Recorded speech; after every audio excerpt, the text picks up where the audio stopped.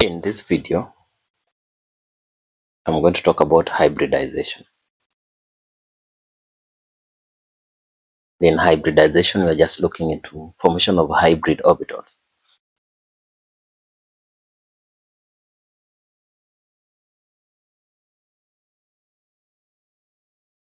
It's just formation of hybrid orbitals.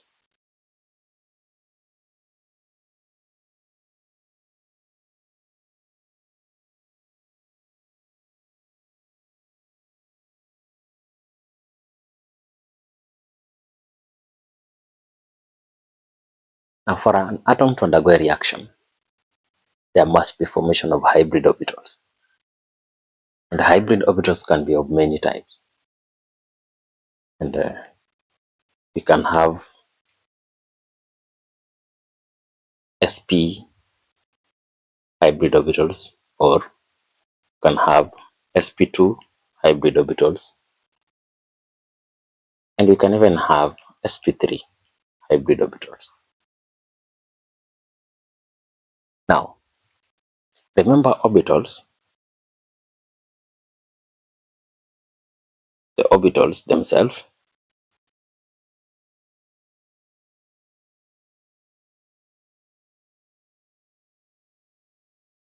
these are just regions within an atom that have a higher probability of getting an electron in them.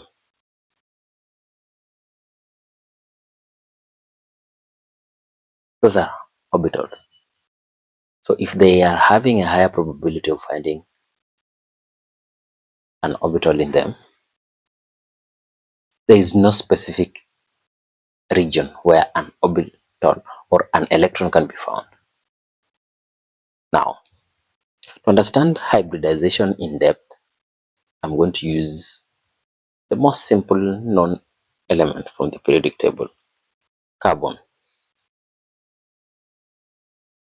I'm going to use carbon as my example. Carbon.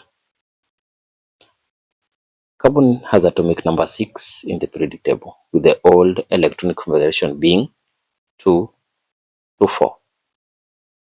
But if you use Hufsbauer technique, you're going to realize that carbon has 1s2, 2s2, and 2p2. But most of the time we have to know that carbon is a tetravalent. Is a tetravalent molecule or atom. Yeah, let me call it atom. Tetravalent atom.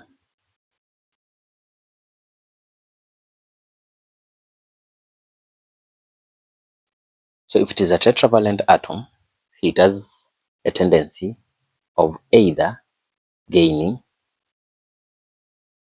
or losing electrons, because the energy required for carbon to gain or lose is the same. It will only gain or lose according to the condition or the environment upon which carbon has been found. It is an element that needs, carbon will give out. This is an element that easily gives out, carbon will accept. Now, having known that in the electronic configuration, now let's see. Being that carbon is tetravalent, so we have to know that in the electronic configuration, the 2s2 and the 2p2 must be used in the formation of hybrid orbitals.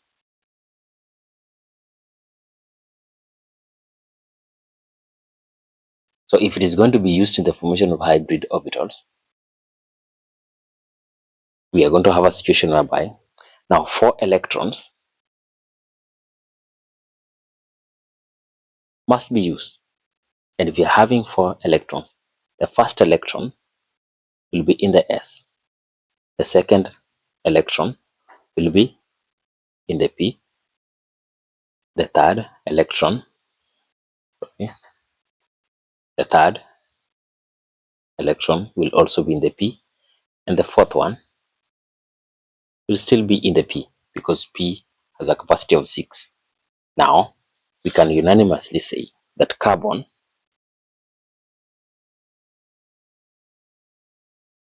will undergo sp3 hybridization.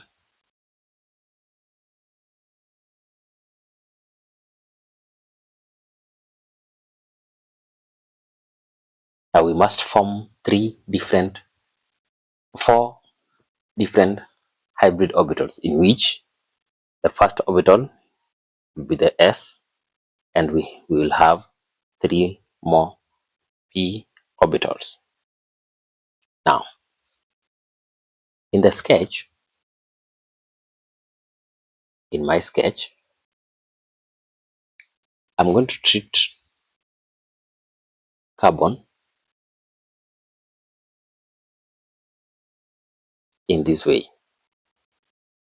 I have a drawing here, because that drawing that I'm having in the electronic configuration of carbon, I know very well that I'm having the s, the two s2 orbitals, and the two p2 orbitals being used here. Now, here, if I distribute them very well, I know very well that I'm going to have a situation whereby in the formation of the hybrid orbitals, carbon will be closer to forming 4 different ones, and these 4 are going to be closer to the p, because it is sp3 hybridized. So when it is sp3 hybridized, but the p character, call it the p character, is high. So if you understand how the p character comes, in the sp3, totally it should give me 100% hybridization. So in that given sp3 hybrid orbitals, I'm going to have s only having 1 of the 4 times 100%. That's the s, and the p having 3 of the 4 times the 100%. So I'm going to have 75% p character and 25% s character.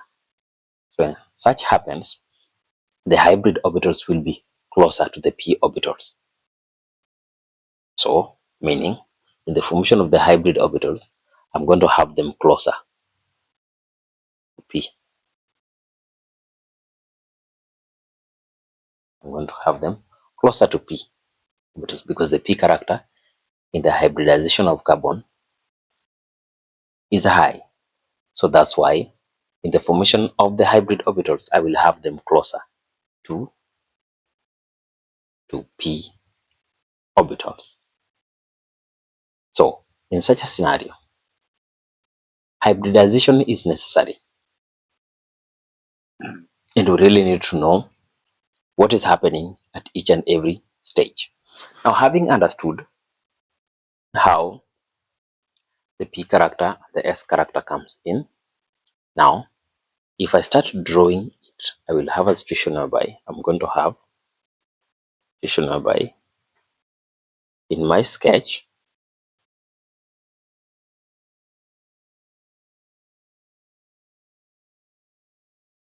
I will have 1 electron in the s, 1 electron in the first p, 1 electron in the second p, and lastly in the third p. So these are hybrid orbitals that are created, but all of them are created next to or closer to the p orbitals of carbon.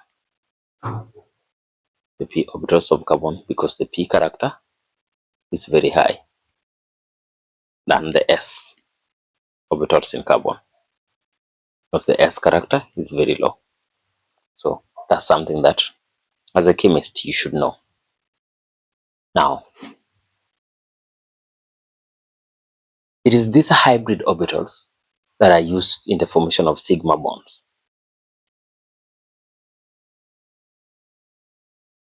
We use hybrid orbitals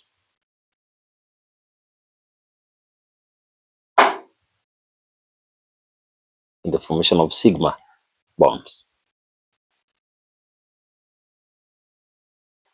And sigma bonds are just sketched like this. Yeah, or if that's so ambiguous to you, you can just sketch it this way, according to you.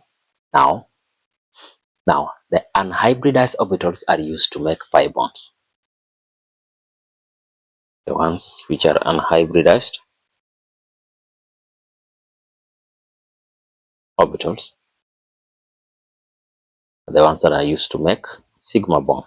Sorry, they're used to make pi bonds. We call them pi bonds, denoted as pi bonds.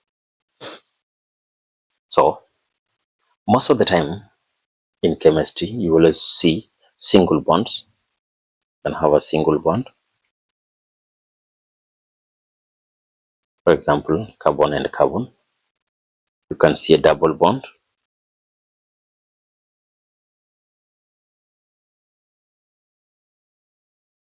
So in most double bonds, we have a sigma bond and a pi bond.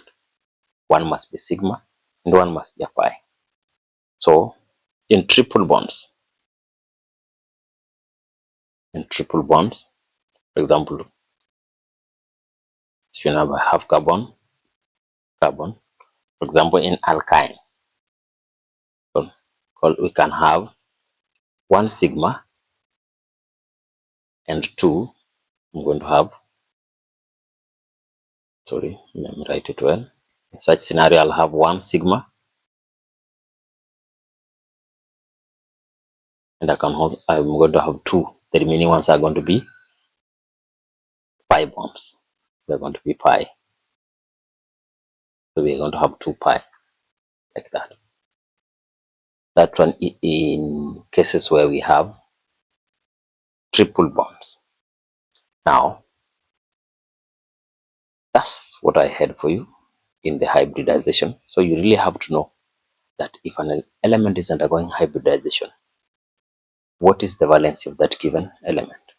And from which orbitals or the subshells will we be taking electrons from to form hybrid orbitals? And whenever there is formation of hybrid orbitals, you have to know which character is high. If it is the p character that is high, or constituting the biggest percentage of the hybridization, the p character, the hybrid orbitals will be closer to the p.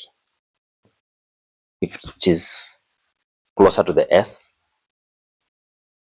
or if it is 50-50, for example, in a situation whereby we are having, let me clear that, in a situation where I'm having the sp hybridization, you'll realize that it is a half of the 100%. So the S will have the 50% and the P will have the 50%. So in those, this one will have the hybrid orbitals being closer. So if I'm having P and S, the hybrid orbitals will be in between them. Okay. If I'm having the sp2, in such a scenario, it is a third of the total.